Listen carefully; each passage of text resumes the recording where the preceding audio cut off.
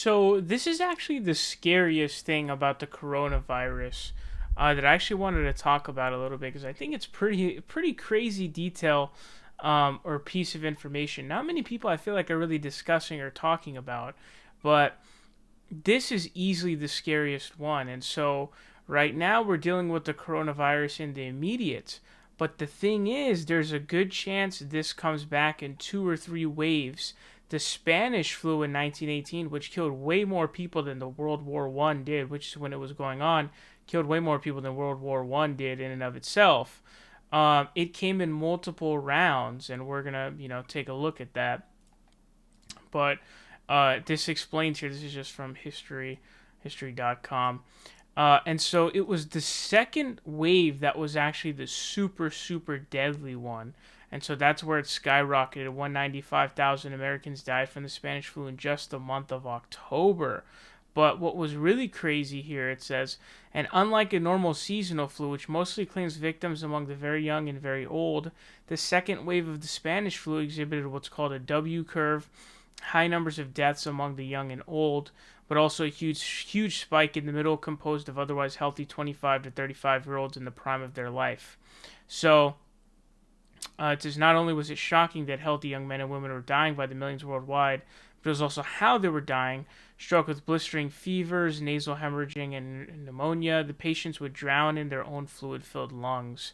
So there was this phenomenon called cytokine explosion that basically is what it is. I guess the immune system it was overacting way too much and ended up killing yourself pretty much.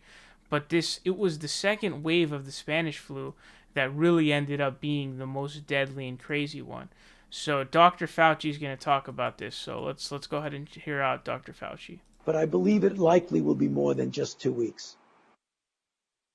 And what do you think the likelihood is of another wave of this, either in the fall or later? So maybe we'll get this outbreak under control. But what are you worried about, or what do you project and expect there? Okay. What I certainly would like to see is what happened with SARS. You remember back in 2002, the severe acute respiratory syndrome of SARS, which originated in the Guangdong province of China, had about 8,000 cases and about almost 800 deaths for a mortality of about 10%. When public health measures essentially suppressed it, it disappeared. It never came back. I'm afraid, Mark, that this virus is going to be a little bit different. Even though it's the same category of a coronavirus, it spreads too efficiently. So what I would think is likely, not inevitable, but likely, that once we suppress it, and we will get over this massive outbreak that's global.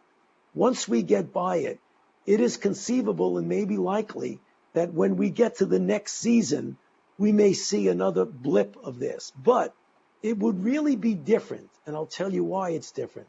Because a certain percentage of the population will already have been immune, a bit of what we call herd immunity. We likely by that time will have tested a number of drugs. Hopefully some of them will be effective in treatment. And as I mentioned, just a couple of days ago, we started a vaccine trial, and we hopefully within a year to a year and a half would have a vaccine. So although we're preparing and maybe expecting for it to come back, it's not going to come back in the same circumstances as it first came.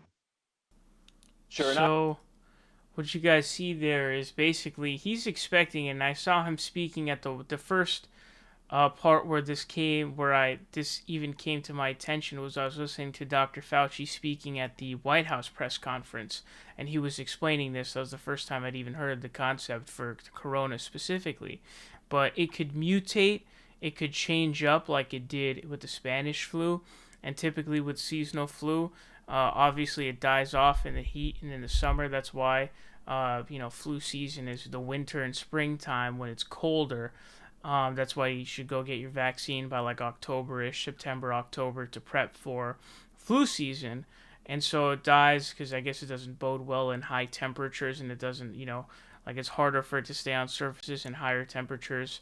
So that could be the case. So what's crazy about that means is that we could see a couple of things. A, we could be dealing with this in the immediate, but then let's say we reopen stuff. we might have to shut down stuff again, for a second wave, like a little bit after we reopen, which is insane. So a big reason why the Spanish flu was so deadly was because there were virtually no measures taken of social distancing and shelter in places and stuff like that, or there wasn't enough of it. They didn't do enough of that. In fact, they actually went out to vote during the Spanish flu, which is very stupid. Ended up killing a lot of people. But it could mutate, it could change up on us, and then we could be dealing with the second wave. And the scary thing is, it could be even more deadly. It could be really deadly, actually. Could be really deadly. So this is actually the scariest part of the coronavirus to me, because everyone's focusing on the now, and right now is like 500,000 people in the U.S. dying every day, and so we're probably going to see that for a bit, unfortunately. And then it's just going to keep growing and growing and growing, and then the crazy thing is it's going to mutate and change, and we're going to have to see, okay, what happens here, and it's really scary to see, man. But that really could do some serious damage, and so thought I'd bring that to your attention, although I don't know if that's something you want to hear. But yeah, and I'm not saying that the Spanish flu is the same as the coronavirus. I'm just trying to look back to the biggest pandemic that we've had. It's kind of the last massive pandemic that we had, was the Spanish flu. So just kind of looking back at that, I'm not saying that the composition of the Spanish flu and corona are the exact same or anything like that, but it could definitely mutate and become deadly. And it really is sort of the unknown at this point, which is even scarier. The unknown is quite scary here.